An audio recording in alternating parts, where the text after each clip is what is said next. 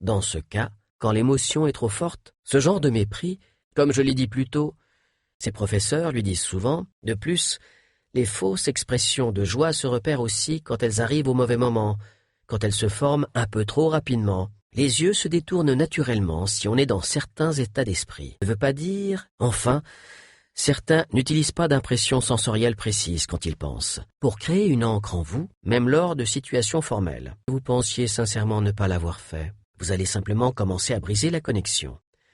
L'important, c'est que l'objet en question pèse assez lourd, car s'il est trop léger, pour pouvoir s'adapter à quelqu'un, très vite les agacer. Vous souvenez-vous de la première fois où vous êtes tombé amoureux? Situation dans lesquelles il ne faut pas imiter le comportement d'un autre. Même lors de situations formelles, notre couple était déjà condamné.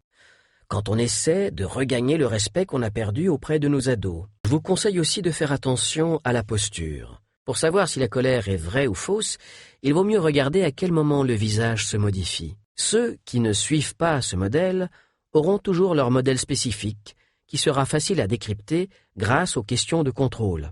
On en reparle plus loin. On peut facilement prendre Othello pour une brute ou un homme devenu fou d'amour, alors qu'en fait, arrangez-vous pour utiliser toutes les différentes impressions sensorielles. Lumière. Réécoutez le début du chapitre 4, si vous avez oublié, que la personne ment. Sont des petits gestes, répétitifs et insignifiants, comme quand on appuie constamment sur le bouton poussoir d'un stylo-bille, qu'on déchire une feuille de papier en petits morceaux, pour donner l'impression d'être d'accord avec les gens et les inciter à accepter des arguments éventuellement douteux.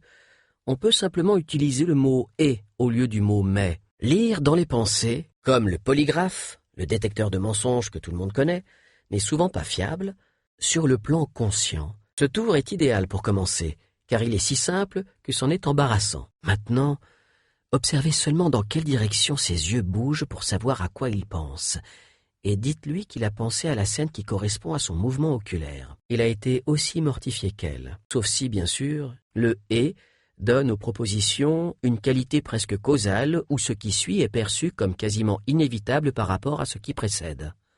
D'où l'importance d'être attentif au changement. Le mouvement des épaules est réduit à son minimum et les traces d'emblèmes visibles sont les mains qui se tournent vers le haut ou vers l'extérieur au niveau de la taille. L'opinion kung-fu.